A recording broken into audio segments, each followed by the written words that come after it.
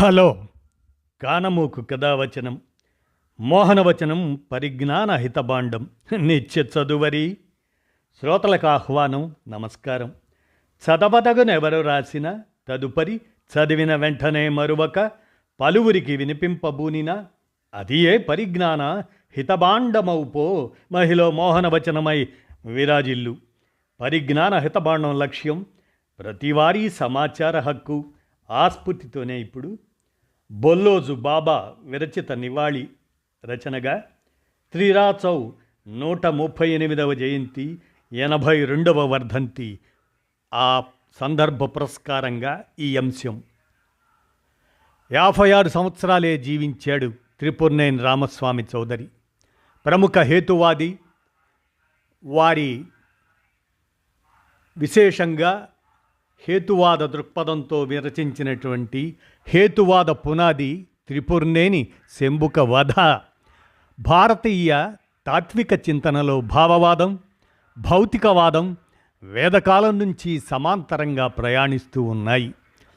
భావవాదం మతాన్ని నిర్మించి మనిషిని మూఢ విశ్వాసాలలో కూరుకుపోయేలా చేసింది. భౌతికవాదం కార్యాలకు కారణాలను అన్వేషించే హేతువాదాన్ని నిర్మించింది. శ్రీనాథుడు తన కాశీఖండంలో బౌద్ధులు, చార్వాకులు, జైనులు, లోకాయుతులు, వైతండికులు, పాషండులు, కాపాలికులు, దిగంబరులు, పాశుపతులు అనే 9 రకాలైన నాస్తికులు ఆంధ్రదేశంలో ఉన్నట్లు వర్ణించాడు. వీరందరూ భౌతికవాదులు. వేమన జీవించిన కాలంలో ఆంధ్రనాట నాస్తిక విశ్వాసాలు ప్రజల్లో ప్రచారంలో ఉండేవని ఆయన అనేక పద్యాల ద్వారా తెలుస్తుంది.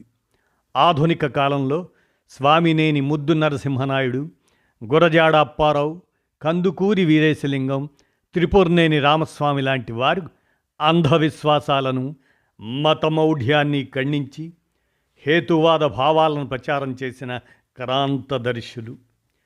త్రిపుర్నేని రామస్వామి హేతువాద దృక్పథంతో పురాణ కథలను, పాత్రలను, ఘట్టాలను తీసుకుని వాటిలోని అహేతుక అంశాలను, అనౌచిత్యాలను చర్చిస్తూ కురుక్షేత్ర సంగ్రామం, ఖూని, శంభుక వధ, సూతపురాణం, కుప్పుస్వామి శతకం, వివాహ విధి ఇలాంటి రచనలు చేశారు.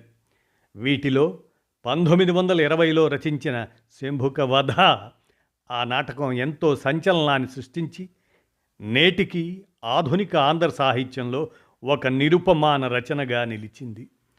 వర్ణాశ్రమ ధర్మ పరిరక్షణ కొరకు బ్రాహ్మణ మునుల ఒత్తిడితో శ్రీరాముడు శంభుకుడిని వధించే ఘట్టాన్ని ఈ నాటకంగా రచించారు త్రిరాచౌ త్రిపుర్నేని రామస్వామి చౌదరి.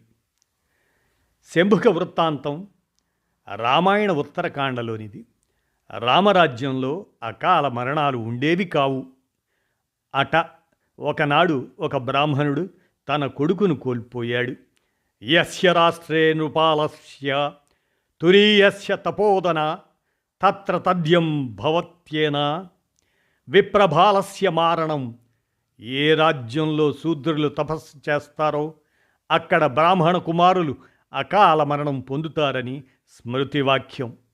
దీని ఆధారంగా చేసుకుని రామరాజ్యంలో ఎక్కడో ఒక శూద్రుడు తపస్సు ఆచరిస్తున్నాడని, దాని కారణంగా వర్ణధర్మాచరణకు భంగం కలిగిందని, అందుచే ఈ బ్రాహ్మణ బాలకుడు అకాల మరణం చెందాడని నారదుడు, వశిష్ఠ్యాది ఋషులు శ్రీరామునితో చెప్పారు.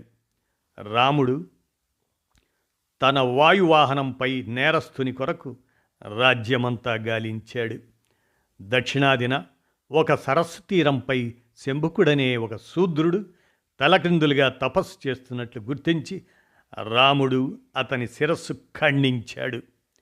శంభుకుని శిరస్సు నేలపై పడగానే ఎక్కడో అయోధ్యలో ఉన్న మరణించిన ఆ బ్రాహ్మణ బాలకుడు తిరిగి శ్వాస పీల్చుకోవటం ఆరంభించాడు. స్థూలంగా శంభుక వృత్తాంతం ఇది. ఈ మూల కథను మార్చకుండా రామస్వామి హేతువాద దృక్పథంతో వర్ణధర్మాచరణలోని అనౌచిత్యాన్ని, అన్యాయాన్ని ప్రశ్నిస్తారు శంభుక వధలో. 4 అంకాల ఈ నాటకంలో అంగదుడు, హనుమంతుడు, శంభుక శిష్యులు, చయనులు, సోమయాజులు ఇలాంటి మూలంలో లేని పాత్రలు సృష్టించారు రామస్వామి. మొదటి అంకంలో తన ఆశ్రమానికి వచ్చిన అంగదునితో శంభుకుని సంభాషణ ఉంటుంది. రెండవ అంకంలో శంభుకుని తపస్సు గురించి బ్రాహ్మణుల చర్చలు, కుట్రలు, రామచంద్రునితో శంభుకుని గురించి వశిష్ఠుడు చెప్పటం ఇలాంటివి ఉంటాయి. మూడవ అంకంలో అంగదుడు శంభుకునితో బ్రాహ్మణులు జరుపుతున్న పన్నాగం గురించి చెప్పి వారించడం, వారి మధ్య పండిత చర్చలు ఉంటాయి. 4వ అంకంలో రామునిచే శంభుక వధ జరుగుతుంది. శంభుకుడు వర్ణధర్మాలను ధిక్కరిస్తున్నాడని తెలిసిన శ్రీరాముడు అతనిని రాజసభకు వచ్చి పండితుల సమక్షంలో తన వాదనను వినిపించుకోవలసినదిగా ఒక ఉత్తరాన్ని పంపిస్తాడు. చిదానందాశ్రమంలో తపస్సు చేసుకుంటున్న శంభుకుని కలిసి అతనితో చర్చలు జరుపుతాడు. శంభుకుడు చెబుతున్న విషయాలతో ఏకీభవించి ఇతను నిరపరాధి అని వెనుతిరుగుతాడు. మరలా వశిష్ఠుడు ఇతర బ్రాహ్మణుల ఒత్తిడి మేరకు చేసేది ఏమీ లేక తిరిగి వచ్చి శంభుకుని వధిస్తాడు. మూలంలో రాముడు శంభుకునితో ఏ విధమైన చర్చలు లేకుండా నేరుగా వధిస్తాడు. ఈ కల్పనల వెనుక త్రిపురనేని రామస్వామి ఉద్దేశం రాముని పాత్రలోని దుర్గుణాలను చర్చించటం కాక భావవాదంలోని అదే వర్ణధర్మాచరణ క్రూరత్వాన్ని నిరూపించటంగా భావించాలి. అంతేకాక రాముని దైవంగా భావించే జనబాహుళ్యపు మనోభావాలను కించపరచకుండా బ్రాహ్మణాధిక్యం ఏ మేరకు పాలకులను కూడా ప్రభావితం చేసి సమాజంలోని శూద్రులకు అన్యాయం చేసిందో అనే అంశాన్ని అంగీకరింపచేసే యోచన కూడా ఉండవచ్చు. నాటకంలో శంభుకుడి పాత్రను శూద్రజాతి ప్రతినిధిగా, శాంత స్వభావునిగా, అతిథి మర్యాదలు తెలిసిన వ్యక్తిగా, వేదాంగములు స్మృతులు చదువుకున్న జ్ఞానిగా తీర్చిదిద్దారు. రాముడు నిన్ను వధించే అవకాశం ఉంది అని అంగదుడు అన్నప్పుడు శంభుకుడు నా మరణం వలన ఆర్యులకు కలుగు లాభము కన్నా అనార్యులకు కలుగు లాభము మెండుగా నుండును అని బదులిస్తాడు. ఇది రచయిత క్రాంత దర్శనానికి నిదర్శనం. ఈ నాటకం వచ్చిన 60 ఏండ్లకు తెలుగునాట వెల్లివిరిసిన అస్తిత్వ ఉద్యమ సమయంలో శంభుకుడిని బహుజన అస్తిత్వానికి ప్రతీకగా తీసుకొని గొప్ప కవిత్వం వచ్చింది. నాటకంలో అంగదుడి పాత్ర బహుశా రామస్వామి గారే అనుకోవచ్చు. ఎందుకంటే మొత్తం నాటకంలో వివిధ పాత్రల వ్యక్తిత్వాలను విశ్లేషిస్తూ ఉంటుంది ఈ పాత్ర. రచయిత తన అభిప్రాయాలను అంగదుడి పాత్ర ద్వారా ధారాళంగా చెప్పగలిగారు. ముఖ్యంగా బ్రాహ్మణ బాలకుని మరణం కట్టుకథ అని చెప్పటానికి అంగదుని పాత్రను వాడుకున్నారు. అశ్వనీ దేవతలు, ఆది వైద్యులు, వారి సహాయంతో వశిష్ఠ్యాదులు ఒక కుర్రవాడిని కొద్దిసేపు శవరూపంలో పడుకొని ఉండేట్లు చేసి ఆ సమయంలో అతను శంభుకుని తపస్సు వల్ల చనిపోయాడు అని రాముని వద్ద నాటకములాడి రాముడిని శంభుకునిపై ఉసిగొల్పినట్లుగా కల్పన చేశారు రామస్వామి. శంభుక వధ నాటకం ద్వారా త్రిపురనేని రామస్వామి సంధించిన ప్రశ్నలు నేటికి ప్రాసంగికతను కోల్పోలేదు. శాస్త్రములు శూద్రులకు తపస్సు చేయటం నిషేధించింది కదా అని అంగదుడు ప్రశ్నించినప్పుడు ఇట్లు వ్రాయబడిన శాస్త్రములు మన శాస్త్రములు ఎట్లగును మనకుగా రాసిరా, మన అభిప్రాయములు గొనిరా, కానీ నేడు మనమేళ వానిచే బంధింపబడవలయు అని శంభుకుడు జవాబు ఇస్తాడు. వేదజ్ఞానమును గ్రహించిన వారు, గ్రహింప ఇష్టపడని వారు హిందువులనబడుచుండిరి. హిందువులైనా లాభమును పొందజాలని వారు మా బోంట్లు. కాన మేమెట్లు వేదములను పొందకూడదో, ఎట్లు భగవద్ధ్యానం చల్పకూడదో కొనకూడదో దేవరవారే యోజింతురుగాక. ఇవి శంభుకుడు శ్రీరామునితో పలికిన పలుకులు. హిందువులమై కూడా వేదాలకు మమ్మల్ని ఎందుకు దూరం చేస్తున్నారు అనే శంభుకుని వాదనలో ఆలయ ప్రవేశం నిషేధించినందుకు మతం మార్చుకోవలసి వచ్చింది అనే సమకాలీన వాదన కూడా ఈమిడి ఉంది. బ్రాహ్మణులకే పరిమితం చేయబడిన వేదజ్ఞానం మాకు కావాలనడాన్ని, నిచ్చెన మెట్ల వ్యవస్థను నిర్మూలించమని, అందరికీ సమాన హక్కులు కల్పించమని కోరటంగా అర్థం చేసుకోవాలి. ద్విజేతరులు తపంబు చేసిన ఎడల ఆ ద్విజ శిశువులెట్లు మరణింతురు అని హనుమంతుని ద్వారా వేయించిన ప్రశ్న చాలా విలువైనది, తార్కికమైనది. ఇక్కడ హనుమంతుడు ఒక ద్రవిడ స్థానంలో ఉండి ఆర్యవశిష్ఠుని ప్రశ్నిస్తున్నాడు. పై ప్రశ్న అడిగినందుకు హనుమంతునితో ఒక బ్రాహ్మణ ప్రతినిధి, ఆంజనేయ, శ్రమపడి ప్రశ్న అడిగితివి కదా అని నీకు శాస్త్రచర్చ చేయు అధికారము లేదు అని ఎరుగుదువా?